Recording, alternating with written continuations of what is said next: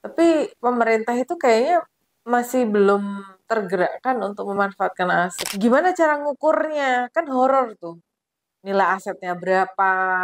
Cara ngitungnya seperti apa? Apakah dia bisa dipercaya atau enggak auditnya? Apalagi kalau ada insentif atau sharing profit. Itu sistemnya kita itu masih PR banget untuk masuk ke sana. Nah, ini kalau misalnya ada penghematan yang luar biasa besar. Video ini dibuat untuk para pemangku kebijakan yang bertanggung jawab dalam pemenuhan hak-hak rakyat Indonesia dalam memiliki tempat tinggal yang layak. Usulan-usulan dalam video ini murni berdasarkan pengamatan dan penelitian di lapangan tanpa ada paksaan dari pihak manapun. Undang-Undang 1 tidak menyebutkan sama sekali tentang rumah kosong. Jadi ini hal baru. Kalau revisi nanti ada kaitannya dengan rumah kosong, tanah kosong, atau pemanfaatan aset-aset privat atau aset-aset yang belum termanfaatkan, sepertinya akan jadi ide bagus untuk Undang-Undang 1. Jadi selama ini kan Indonesia berusaha untuk mengejar target penyediaan rumah gitu. Dan kayaknya persentase terbesar itu oleh masyarakat. Sehingga agak sulit untuk pemerintah memfasilitasi keseluruhan kebutuhan rumah. Daripada kita bingung. Itu saja. Selama ini strateginya itu hanya itu ya. Ada strategi lain yang sudah dipakai itu untuk pemanfaatan rumah kosong.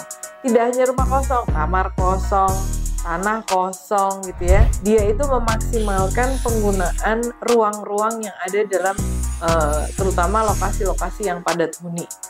Nah, pertama mengurangi manfaatnya, pertama dia mengurangi ongkos konstruksi. Dua, permasalahan utama dalam penyediaan rumah itu salah satunya penyediaan tanah atau lahan. Jadi dua hal yang cukup menyita waktu, menyita sumber daya ini yang sedang dihemat gitu oleh negara. Sehingga pemanfaatan rumah kosong atau ruang kosong atau kamar kosong atau tanah ini merupakan terobosan yang bagus gitu ya. Itu juga bukan ide yang bukan wah. Nah, masalahnya Indonesia itu balik lagi ke data. Tadi kan kita bisa ngukur sejauh mana penghematan negara atas rumah kosong, sejauh mana Indonesia memanfaatkan. Data itu nanti gampang. Karena biasanya itu orang itu kalau memulai sesuatu tuh harus data untuk memulai sesuatu. Padahal sebenarnya kita pakai fakta-fakta yang ada di lapangan pun itu bisa dimulai gitu ya. Tidak perlu kita nunggu datanya mesti lengkap, nah baru kita mulai gitu kegiatannya atau programnya. Jadi ya kalau mau lebih bermanfaat ya kita segera mulai ya. Jadi kalau data itu masih kurang, strateginya itu dibalik. Biar warga yang datang. Yang dilakukan DKI itu kan bikin programnya dulu, terus membuat warganya yang datang. Nah, saya rasa metode yang sama pun juga bisa dilakukan oleh pemerintah pusat ya. Gitu. Dan itu juga tidak hanya menggerakkan warga ke pemerintah pusat, tapi menggerakkan Pemda untuk melayani masyarakat secara langsung. Belum ada program, itu ada kegiatan pendataan dan itu cukup menguras banyak waktu, energi dan termasuk uang ya untuk mengadakan data itu sendiri gitu.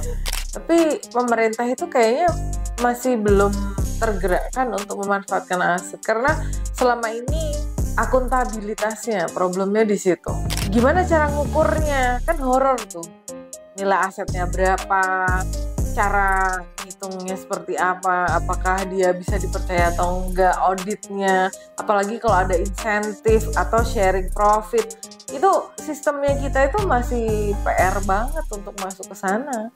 Saya rasa ini tidak hanya Kementerian Teknis ya, tapi juga di Kementerian Keuangan itu juga perlu untuk sama-sama memikirkan. Karena ini kalau misalnya ada penghematan yang luar biasa besar. Karena tanggung jawab pemerintah itu memastikan warga tuh menghuni rumah atau tempat tinggal yang layak. Jadi bukan memiliki.